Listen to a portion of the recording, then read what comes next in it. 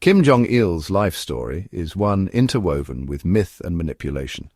His official biography reads like a North Korean fairy tale, a far cry from the reality documented in Soviet records.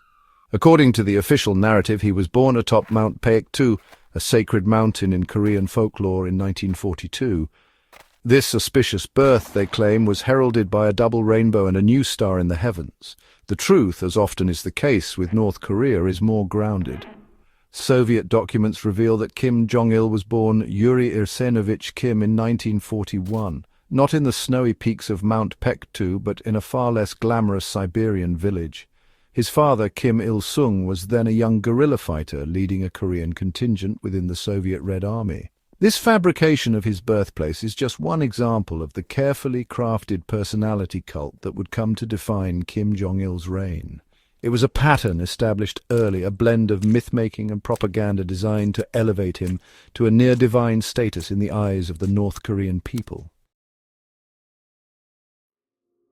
Kim Jong-il's childhood was shaped by the looming presence of his father, Kim Il-sung, and the ever-present shadow of the Korean War.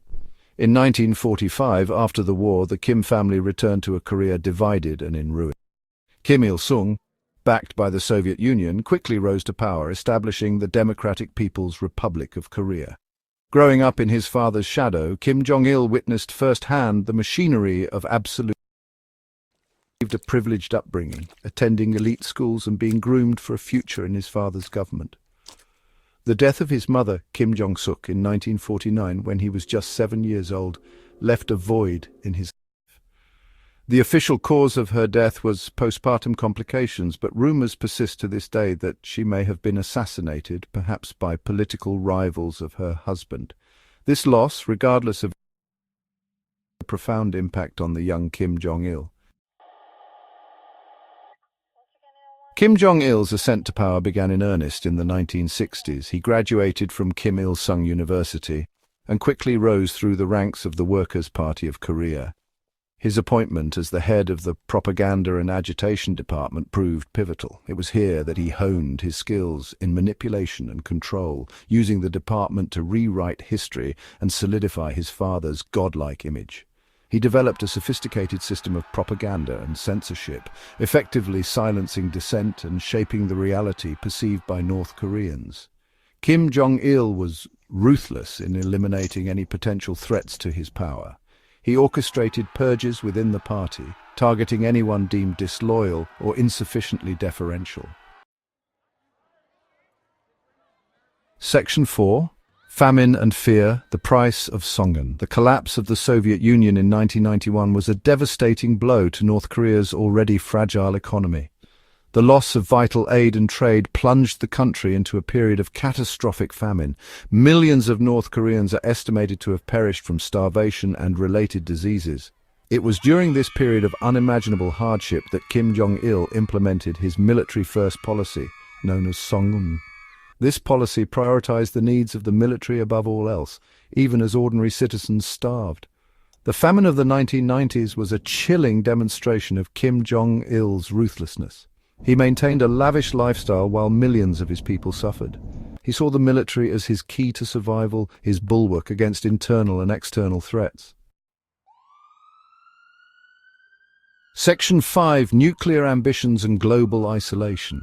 Kim Jong-il's pursuit of nuclear weapons further isolated North Korea from the international community.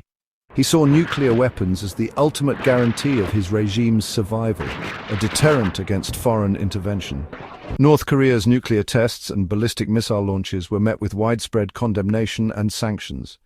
Kim Jong-il remained defiant, however, unwilling to compromise on what he saw as a vital matter of national security. The country's nuclear ambitions came at a high price, exacerbating its economic woes and further alienating it from potential trading partners.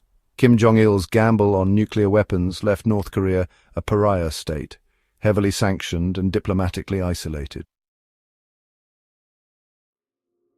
Section 6. The Legacy of a Dictator. From Kim Jong-il to Kim Jong-un. Kim Jong-il ruled North Korea with an iron fist for nearly 2 decades. His reign was marked by brutal repression, economic mismanagement, and a relentless pursuit of nuclear weapons. He died on December 17, 2011, leaving behind a country impoverished, isolated, and shrouded in secrecy.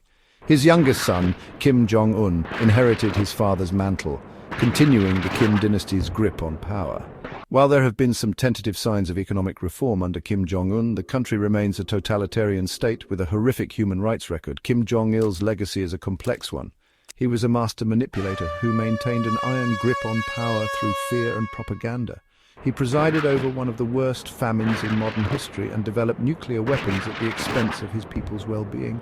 His shadow continues to loom large over North Korea, a stark reminder of the human cost of totalitarianism.